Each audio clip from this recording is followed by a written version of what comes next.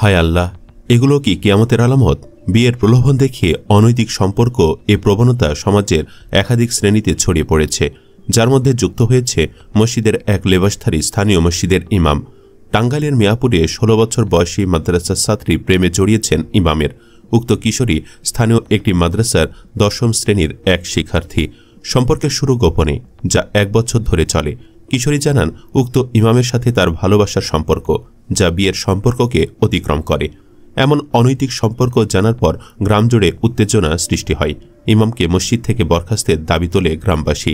Police এসে পরিস্থিতি নিয়ন্ত্রণের দায়িত্ব নেয়। পুলিশ ইমামের ঘরে তল্লাশি চালানোর সময় তার খাটের নিচ থেকে উদ্ধার করা হয় এই কিশোরীকে।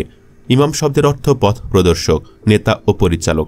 ইমাম শুধু মসজিদের গুরুত্বপূর্ণ ব্যক্তি নন, বরং মুসলিম সমাজেরও নেতা তিনি।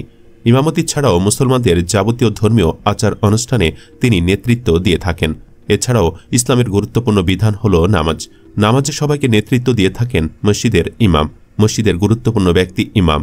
ইমামদের সম্পর্কে এক হাদিসে হজরত উকবা ইবনে আমির রাদিয়াল্লাহু তাআলা আনহু থেকে বর্ণিত, তিনি বলেন, আমি রাসূল সাল্লাল্লাহু আলাইহি সাল্লামকে বলতে শুনেছি, যে ব্যক্তি সঠিক সময়ে লোকদের নিয়ে জামাতে নামাজ আদায় করেছে, এর জন্য সে নিজে ও মুক্তাদিরা পরিপূর্ণ সওয়াবের অধিকারী হবে। শুধু তাই নয়, ইমামদের জন্য আল্লাহ রাসূল সাল্লাল্লাহু আলাইহি সাল্লাম দোয়া করেছেন। আল্লাহ রাসূল সাল্লাল্লাহু আলাইহি সাল্লাম আরও বলেছেন, হে আল্লাহ, তুমি ইমামদের সঠিক পথ দেখাও।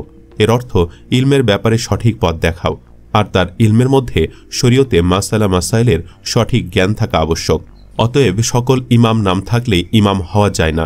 ইমাম হতে হলে অবশ্যই এলেম থাকতে হবে, যা এই কুলাঙ্গার তথা ইমামকে অবশ্যই শাস্তির আওতায় আনা উচিত। দর্শক, আপনি এই দুশ্চরিত্র ইমামের কি শাস্তি চান? জানিয়ে দিন ভিডিওর কমেন্ট বক্সে। সেই সাথে আমাদের চ্যানেলে নতুন হলে সাবস্ক্রাইব করে সাথেই থাকুন। ধন্যবাদ এতক্ষণ সাথে থাকার জন্য।